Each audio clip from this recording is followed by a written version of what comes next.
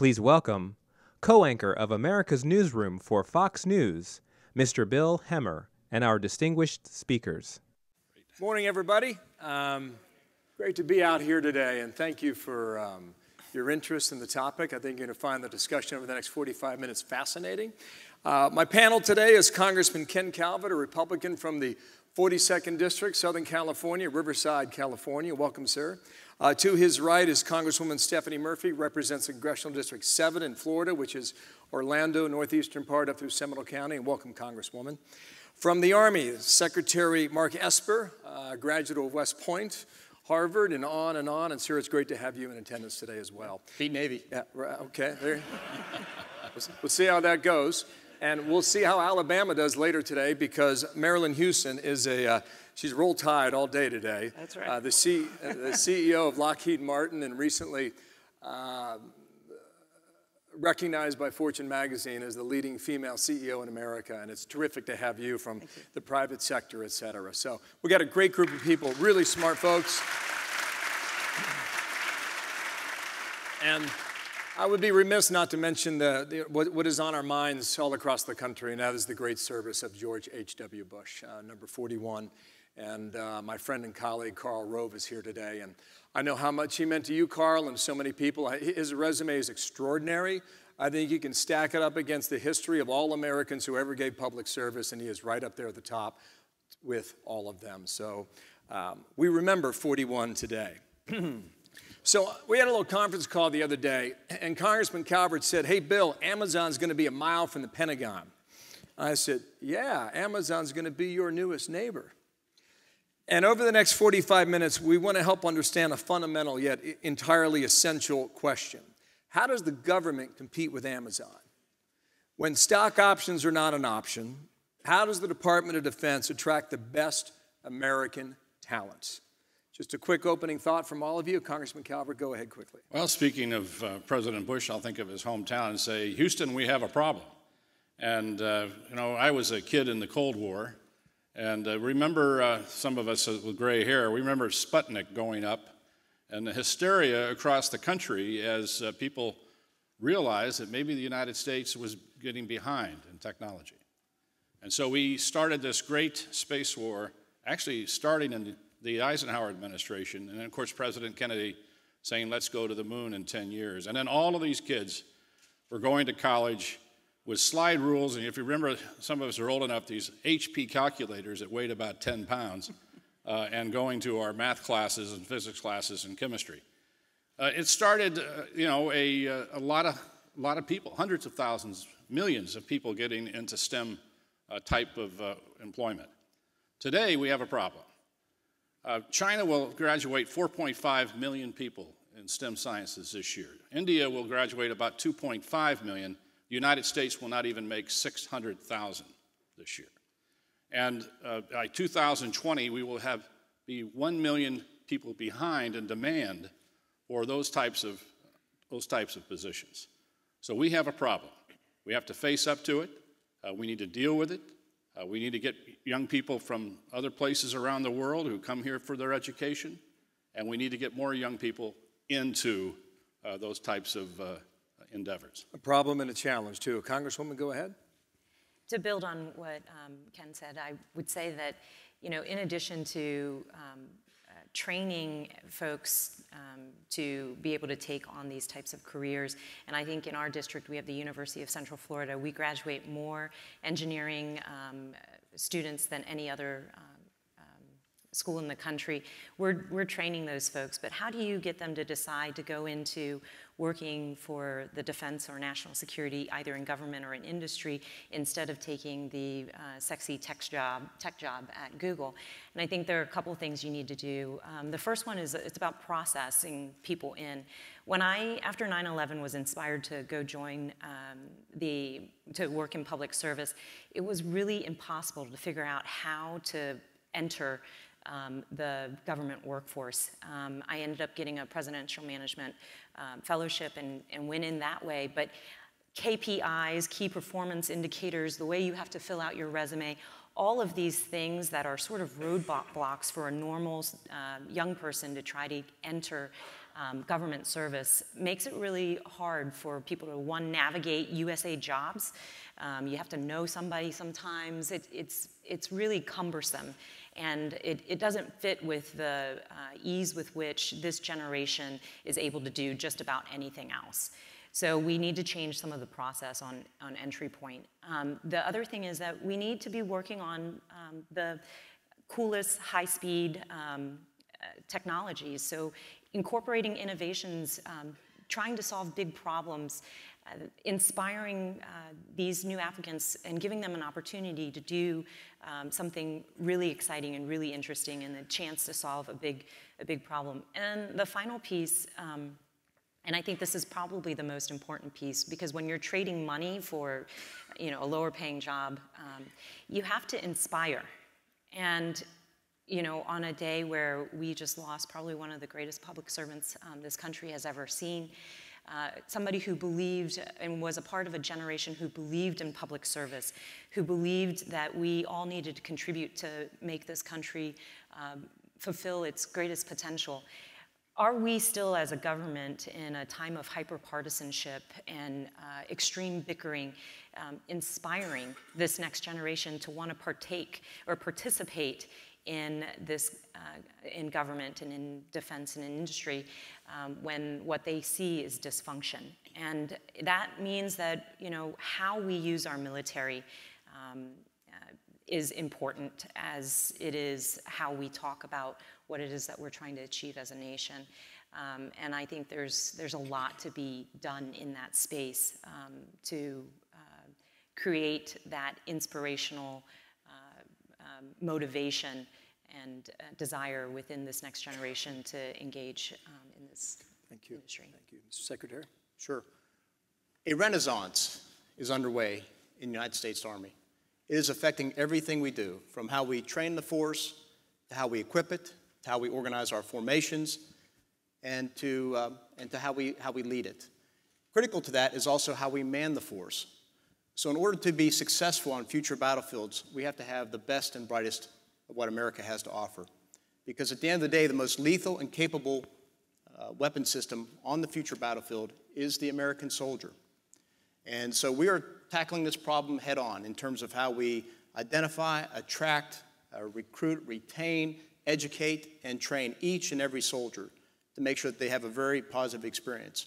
Look, the Army offers hundreds of career fields, very good pay, very competitive pay, benefits, tuition assistance, the chance to learn skills that your civilian counterparts won't, the chance to lead people at a young age, to learn about discipline and physical fitness, and all those things that make young people fantastic.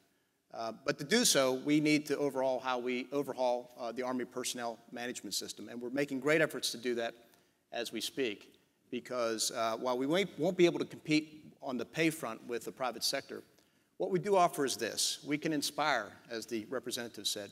We can offer them the ability to do really meaningful work, to serve their community, to serve a higher good, to serve the nation's security. And that's what we find attracts many people to the United States military and to the United States Army, is that ability to serve a higher cause, something bigger than themselves, at the same time have a rewarding career that they can either spend their entire lives in the military or transition at some point out and into the private sector. So I think that's what we have to offer. I think that's why we, as this renaissance is underway in the United States Army, we're putting great effort into making sure that we have a world-class personnel system that really makes great use of the great talent we get and retains it and trains it and educates it along the way. Mm-hmm. Marilyn, you're involved in this private sector. What is your perspective on the previous three comments? Well, I am representing the aerospace and defense industry here, and this is definitely a critical and timely topic for us, because what we do in support of our nation's national security and defense is the innovation, is all of the capabilities that we provide to our men and women in uniform. And there is a critical shortage of people going into STEM fields, as you've heard from the distinguished panel that I have the opportunity to join today. What I would say is, if you just look at the statistics, the Department of Labor says that this coming year, there will be 2.5 million jobs that are unfilled in STEM. And yet, if we look at the data, only 1.5% of 18 to 34-year-olds are actually pursuing STEM careers. So it's a true mismatch but it's really more disproportionately impacted on the aerospace and defense industry because of the nature of the work that we do. We hire predominantly American workers. I mean, for Lockheed Martin alone, we have 100,000 employees and 90,000 plus of them are US citizens because of the nature of the work that we do. So it's a US problem. It's a problem with a gap in folks going into STEM, going into the ability to be not just in engineering and those types of fields, but also into advanced manufacturing. I mean, you need STEM skills in order to do advanced manufacturing, like precision tools or running a computerized machine or dealing with work instructions that are computerized. And we are facing a gap of actually applicants coming in that don't have those basic skills. So it's an area that academia, that government, that industry all have to work together on. We also have an added problem of the fact that we had a big buildup during the Reagan era in our industry, and we have a lot of baby boomers that are now retiring out.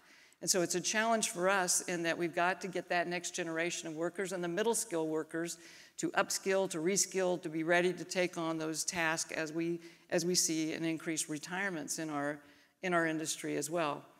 We are a very important element of the economy. Aerospace and defense today contributes $865 billion every year to the economy, so it's important that we get more folks coming into these high-paid jobs and continuing to contribute to our economy, but more importantly, it's the innovation that we bring. It's the capabilities that we bring to our men and women in uniform so that they can support the national security of the nation. Thank you for all those opening comments. Just on the innovation topic, I'd like to keep on that, Marilyn, for you. And Mr. Secretary, you can follow on this. If you look at the executive summary that came from the National Defense Strategy Commission for the Reagan Library, it says on page 8, in quoting, "Innovative concepts are once again needed because Russia and China are challenging the United States, its allies and partners on a far greater scale than has any adversary since the Cold War's end.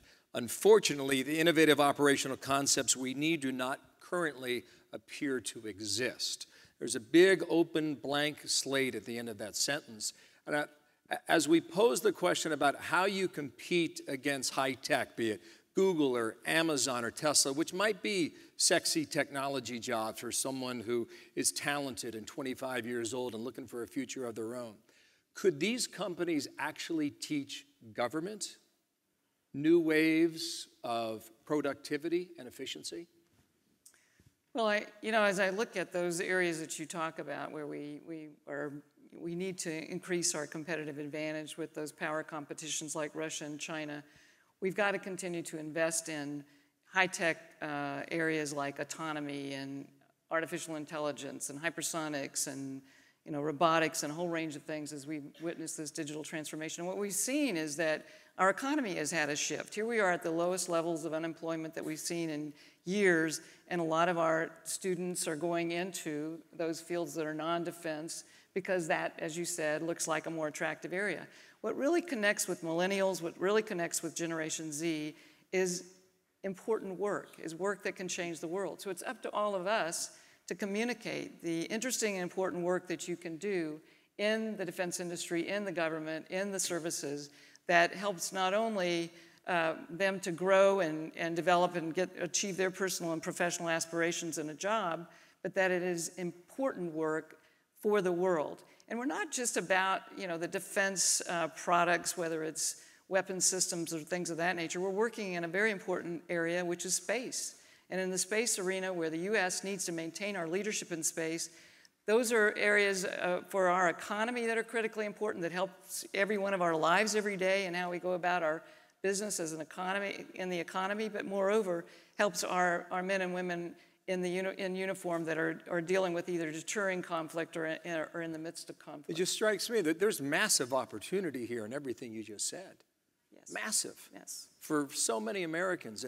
Mr. Secretary, just draft off what Marilyn said there. If you go to page 12, executive summary, it says, quote, "We strongly agree that the Pentagon's culture and way of doing business must be brought into the 21st century."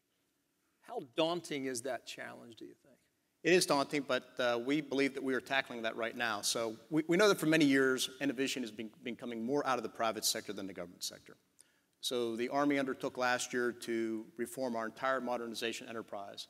And it's culminated in the establishment of Army Futures Command in Austin, Texas, a new command the first major change of the Army in 35 years. And that Futures Command sits in Austin, not behind walls and not behind barbed wire, not with MPs at the gates, but very open to the society in which it's integrated. We also have cross-functional teams across the United States, to include in the Florida district, Florida area.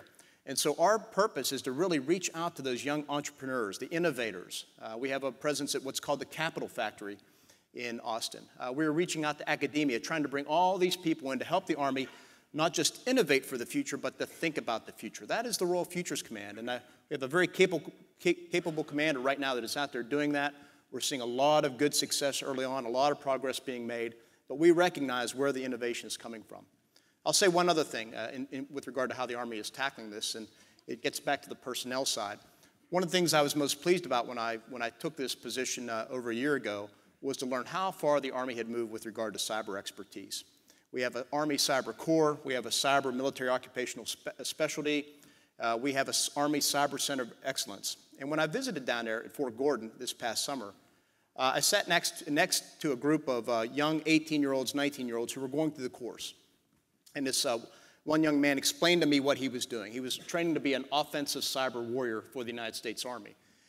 And very capable, very bright. And I said, well, why didn't you want to go the college route? And he simply said he could not afford it.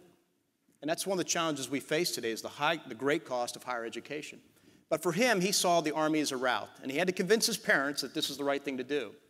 But he had found his place, he had found his spot. And here he was going through training to be this cyber warrior, very excited about what he was doing.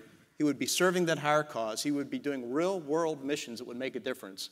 And he would be serving his country at the same time. Now, I don't know whether he'll spend a career. I imagine after a few years, he'll probably be worth a lot of money, and Lockheed Martin or somebody will pick him up. But it just goes to show what we're trying to do and the type of talent that is out there that is thriving for something more engaging, that they want to be on the cutting edge, they want to do something bigger, and I think the military offers them a path. You know, what you say there, I think, speaks directly to the Congresswoman next to you. If you say that you got into public service after 9/11, I think there were thousands and thousands of Americans from your generation who were deeply affected by that moment.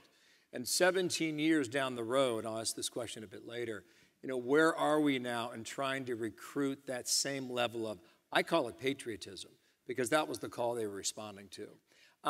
Just back on the technology thing one more time here. There are countless stories out there. Do you know all about the Facebook issues, whether or not the public can trust it? I don't know how Congress views it at the moment.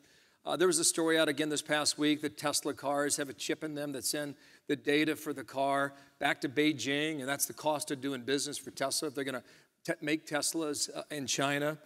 You've got this contract with Google called Project Maven that's been canceled.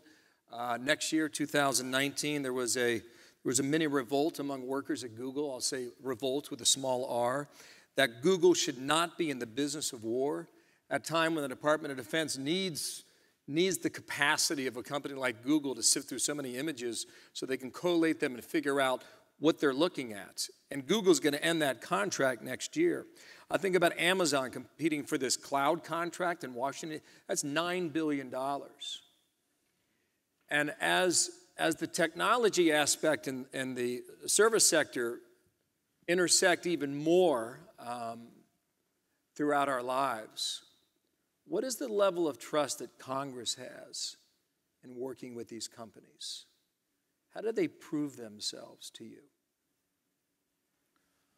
Well, I can attest to dealing with some of these larger companies. It's unfortunate Google, obviously you mentioned Project Maldev, who found it more comfortable to deal with communist China than they to deal with the United States Pentagon. Obviously we have a perception problem, especially with the Millennial and Generation Z generation. We have to change that. We're a force for freedom and democracy in the world. China is not. Russia is not. When we talk about kids getting STEM degrees here in the United States, that's their choice. Maybe that's why we have such a dismal participation rate in college. In Russia and China, it isn't a choice. If you have a pretty much noticed ability, you are told to major in that subject, and you will get a degree in that subject, and you will go to work for this company or for this government. We don't have that. We have to get kids involved in something more important than that, and that's our country, and a sense of patriotism, which I think is not as, unfortunately, as robust as it used to be. I think it's there. I think we need to change the perception of the Department of Defense and the contractors that work with the Department of Defense to get young people to work there. And we need also, by the way, small business. We don't engage small business. Amazon used to be a small business, hard to believe, and Google and the rest of them.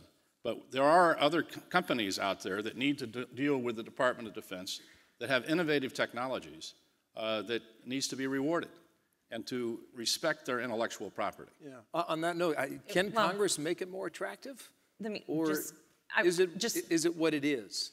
To just kind of talk a little bit about tech activism, which is what you're seeing happen when Google says that they don't want to participate, you have to ask why the workers are activating the way they are. And I think what's sad is that the U.S. military and national security and defense used to be a place that was not partisan. But of late, some of the political conversations have begun to use the military and the imagery of the military as a political cudgel. When we seek to divide this country by having conversations about kneeling and is that respecting or disrespecting the military, when we start using we attempt to put somebody who has a political lens on the National Security Council in charge of sending our men and women in uniform to war, shouldn't ever have a political lens. When we send our U.S. forces to the border to do what another federal agency is trained for, border security, those types of activities and actions seek to undermine the nonpartisan nature of our military. How we use our military force and how the civilian leaders of our military and that make national security decisions use this force has an impact on how people perceive it. So it's not just about changing the perception. You have to back that up with action. And our military for so long, and that's what's so heartbreaking to me about this, as somebody who deeply believes in this democracy, believes in the civil-military balance and civilian-controlled military, and the nonpartisan nature that the military used to have. That's what's so heartbreaking about what's happening today. And so when you see tech activism come out as a result of it, you can't just criticize the activism. You have to look a little bit deeper and see where that's coming from. Marilyn, when you recruit talent, what are they looking for? To Mr. Secretary, when you recruit talent, what's your selling point? Is it the career? Is it the service? Is it the money? Is all of that to be considered? Well, it's all to be considered, but I'll just give you a few data points. First of all, close to 25% of our employees are veterans. We attract a lot of people who want to continue to support men and women in uniform, who want to continue because they come with their patriotism to be a part of what we do every day, because certainly, the bulk of what we do is defense of the U.S. or intel or space or of other allied nations. We also attract people who want to work on some of the most important and interesting work in the world. And we have innovation and really challenging and exciting things to work on, whether it's on systems for defense or whether it's on spacecraft that we just were built and designed and built the spacecraft that NASA just landed on Mars. I mean, that excites people to come to work for our company. But I think it is that patriotism, that service, it's the interesting and challenging work that brings them to our company. And it's a sense of wanting to continue the mission. And that's why I think our workforce is so strong. I mean, I think within the aerospace and defense industry, we support about 2.4 million jobs in this country, high-paying jobs that are high-tech jobs, whether it's in advanced manufacturing or it's in engineering and design or all of the things that support that around that. It's really an exciting place to be, and we don't have trouble. Think about, like, we hire about 10 or 11,000 people a year in our company. We don't have trouble attracting talent. I don't think you can go a day in America today without reading some story in the media that isn't trying to figure out the taste of a millennial in America is today, or what will be in the future. And Mr. Secretary, you recruit all the time, and you're always trying to adjust your strategy. What do you think the millennial priority is today? Statistically, what we're told is most young people serve because they are seeking meaningful work. They want to serve a cause bigger than themselves. The challenge is that in many cases that pool that we're drawing from has shrunk and is shrinking. So a couple statistics. Only 29% of American youth aged 17 to 24 are qualified to serve. That means mentally, physically, medically, that they are qualified to serve. Now, if you take a look at that same cohort and ask yourself, those who are qualified to serve and have a propensity to serve, it's less than 4%. That's what the services are competing for right now. And our challenge is to really get out to the American people, to the country, and tell the story about military service, about what it means, about what we can offer. Because otherwise, that will continue to shrink over time. And so the Army has reinvigorated its marketing and recruiting program. We are now putting more recruiters out on the streets. Across America, we're focusing on 22 of the largest cities in the nation to make sure we go to where the youth are.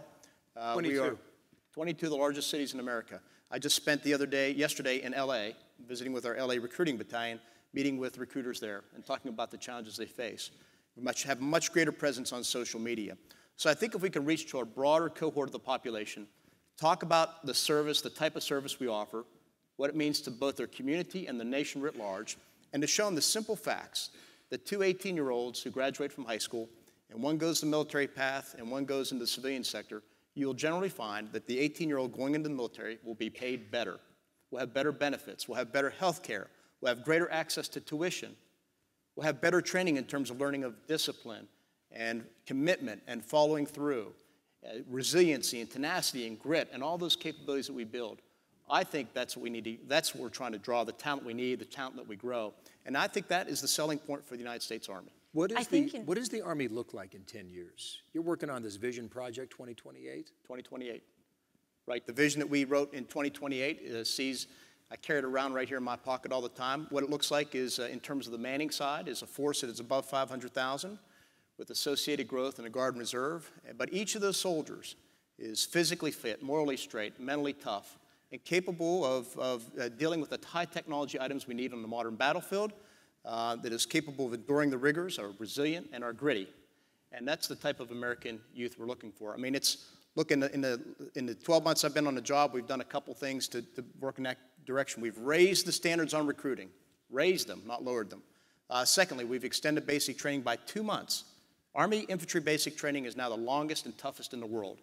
And we changed our physical fitness test to make sure that our soldiers are tougher, are physically stronger, and more capable of surviving on the modern battlefield. So we're implementing that vision now to make sure by 2028, and most likely very much sooner, are ready to compete on the modern battlefield. It's an energetic and enthusiastic answer. Thank you for that. I'm sorry for interrupting. No, I just might add that in order to retain them, the military might think about different pathways, especially for folks who are coming in to do innovative or tech work. Right now, you spend 2 years at this rank, and then you do 2 years at that rank, then you do your joint billet, and then you go do this. And that might not be the model that somebody who's coming in to purely focus on technology or innovation type of work really wants to follow. And especially when it's compared to a private sector job where if you're good at your job, you get promoted at the pace that your performance merits. And so I think that there's probably room for us as we think about bringing in this next generation who is impatient and wants to be rewarded for their work, thinking differently about how we move people through their career. It's a frustrating thing, isn't it? You talk to the HR department of News Corporation in New York, and they'll tell you that, if you're between the age of 23 and 28, you want to stack your resume. So you want to touch this, and you want to touch that, and so it's 3 months, 3 months, 3 months, and, in my business, if you want to build a career, you got to get into the nitty-gritty, and you got to learn the detail, and you have to keep diving into the detail of a story in order to understand it and frame it for your audience, no matter what that story is. I don't find that same industrious approach is prevalent in the next generation.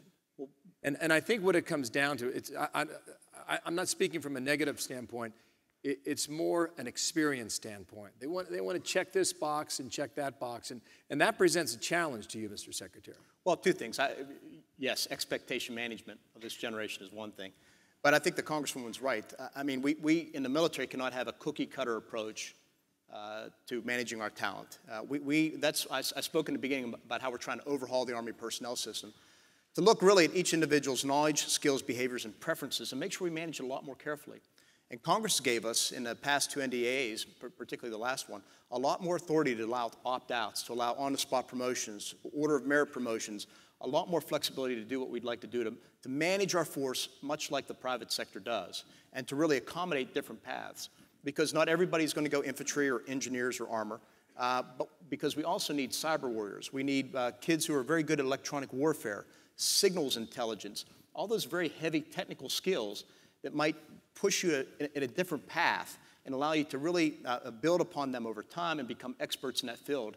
And at the end of the day, if they don't make it a career, at least they have a great start, a great foundation, and they may find themselves in the private sector, in the commercial sector, maybe being their own entrepreneur, starting their own business. You give them a path, they'll be years ahead of their colleagues. I just want to... We'll give you a path too, Bill, if you need one. I appreciate it. I might need it. I'll check back. Congressman Calvert's been somewhat quiet over here. I mean to include you as well. I want to show you a graphic from the first survey that has ever been done for the Reagan Defense Fund. It's out this year.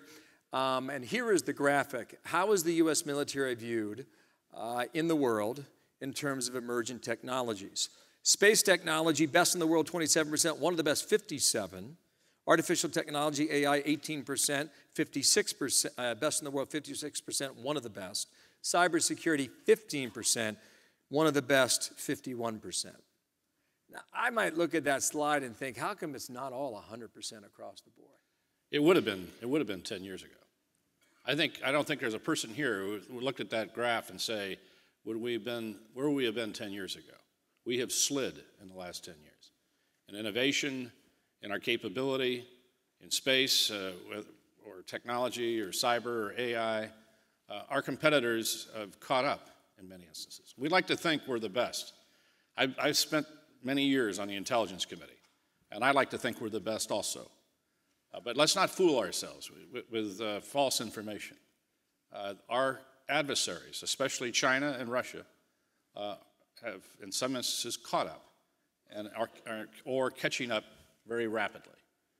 And so whether it's our offensive capability in cyber, or whether it's our defensive capability in cyber, or artificial intelligence, or all the rest of these very difficult technologies that we have before us, that graph does not surprise me today, unfortunately. Marilyn? Well, I think that's why the topic of this panel is so important. I mean, if we are not getting that critical workforce into those fields that we need, and we're not funding it stably, which is part of the issue. I mean, if we look back to why have we lost ground, it's because we have had unstable funding for our defense needs, for space, for AI, for cybersecurity. And when you don't fund at a stable level that's consistent, that our armed forces can plan for, that industry can support and plan for, then you're going to have this episodic areas, and we're not going to invest like we should. It's also going to affect the talent that we bring into our industry. If they look at our industry and think that it's not stable, that there are not stable jobs where they can grow and achieve their aspirations in our industry, it's going to be more difficult to attract the talent. So I think we have lost ground, and we have to put full bore on that, and it starts with investing in it as a nation, just as our potential adversaries are investing in it. It's a great answer, very important too. We're going to get an audience question or two in here in a moment, but in the next couple of minutes I have here, I just wanted to touch on something that's rather apparent in Washington, and that's the ability to give someone a security clearance. And if you believe the reports, there are 700,000 workers that are waiting right now for that clearance. And just in some of the discussions I've had on background with some of the folks that work with you, WikiLeaks was mentioned as a problem here. Ed Snowden slowed it down as well. If all that is true, we still have a ways to go. The effects, I think, though, are numerous. You can't move as fast as you'd like. And if you're out there recruiting the best talent, and you have an ambitious young man or young woman who wants to move on in their career, how much patience will they give your company or that opportunity to get a clearance as opposed to move it on to the next job that is there for them? Please, go ahead. I think you're underselling the problem a little bit. I mean, there are two big obstacles. One is Underselling. Underselling it. I mean, look, I talk about this all the time because it affects the United States Army and it affects the spouses of our great military. The first hurdle you leap is getting hired. And that, on average, takes well over 100 days. I mean, the hiring process for the United States government is way too long, way too complicated, and very unrewarding. So it's first of all, it's hard to get the talent in. And then you have to confront the issue of the security clearance. And you're right, the timeline is easily over 365 days for a secret and maybe even longer for a top secret. So look, we're putting obstacles in front of very capable people who want to serve. And if we want them to serve and deliver the best that the military can, either as military or as civilian, and we have very, very, very capable DA civilians, Department of the Army civilians, then we've got to make it easy for them to come and serve their country. And we're not doing that right now. Anyone else want to comment on that? Or? Well, I would just say that it is a huge problem. And by the way, that's across the entire enterprise. You've got Department of Defense, obviously, is the largest business in the world, and it has the largest bureaucracy to go along with it. And that's one of the problems of getting young people involved in, whether it's in the Department of Defense or some of our larger defense contractors, just the time and effort it takes to get a job and to be able to get on with your career. And it's not getting any better, and we need to work on it rapidly. Couple questions. I would just add, it's definitely an impact in the industry. I mean, Also, from Marilyn. large to small, medium-sized businesses, this waiting for security clearances, because it's, you know, we have a lot of things that require classified work, security clearances, things that for our industry, and it's a long process. Now, we're working closely with the U.S. government on ways that we can streamline it. But you have to hire somebody, and then they have to do work that they really weren't hired for some period of time before they can be cleared and then go into the more interesting and important work that they were actually hired for. I don't think most people are quite aware of that. I mean, you clearly are because this is your line of work. But perhaps it's a story that needs more attention and perhaps more urgency out of Washington on that as well. To the members of Congress, we have a question. To Secretary Esper, we have a question. And to Marilyn, we have a question as well. To the Congresswoman and Congressman from Florida and California, respectively. STEM interest starts in the early years. I think you referred to that. What are we doing to improve our K-12 public education system to build interest in STEM? We have junior ROTC in some high schools that can promote citizenship and patriotism. How could we leverage existing programs? Well, I think with education, and our community is really fortunate and an example of how we have a really robust higher ed education system, but that also has some reflections in our K-12, and it starts with making sure that you have preschool education and onwards and the integration of STEM. Unfortunately, the problem that when I talk to the K-12 schools and the administrators and teachers is that they feel that they are hamstrung in being able to teach STEM, and some people call it STEAM, including the arts piece, by the strict, burdensome requirements for testing. And so it makes it hard. And then, you know, all of the regulatory and oversight makes it hard for them to make curriculum changes. And so what you have is that we still have an education system that very much is teaching for a previous century without having made the evolution into teaching for the 21st century. And unfortunately, I'm not sure that more regulation is the path to getting these school systems moving in the right direction, preparing K-12. And we should think about our K-12 more as not just college prep, which I think a big piece of that it's become that way over the last decade, where that's the only path. Many of these jobs that either Lockheed has or in the military, they don't require a 4-year college education. A lot of the tech jobs don't require a 4-year college education. So how do we think about the education spectrum, starting, with the pre-K level all the way through post-secondary, and think about it in a new way that enables people to get trained for the jobs that are going to be in the future. And they say that in 60% of the jobs in I think it's 2025, 2030, people don't even know exist today. So our education system isn't allowing us to adjust fast enough. You said at the beginning, 600,000 STEM graduates this year, is that right? Very, China will have 2.3 million? 4.5 million. 4.5. India is about 2.5. Yeah, it's first I want to say, between California and Florida, we have better oranges here in California, so enjoy your orange juice. The one thing I want to point out is getting kids excited in science and in space and technology. It needs to start early. I created a foundation a number of years ago called STEP, and we have a number of industries that help us. We've had 50,000 kids go through it. We try to fund science clubs throughout high schools, which aren't funded anymore. Try to get calculus back in high school again. Many schools, when I was a kid in high school, we used to have calculus, and that's not going on anymore. So we have to get community colleges to accept high school kids to go to learn calculus. We need to make it fun. Math is something we need to make fun again, engaging, and get kids involved.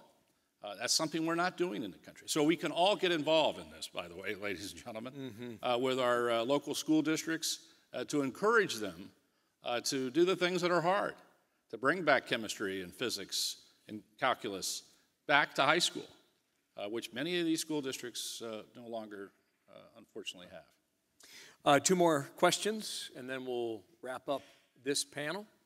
To Secretary Esper, the question is this: under your leadership, Army has built recognition for complex air and missile threats that are a big part of the multi-domain battlefield.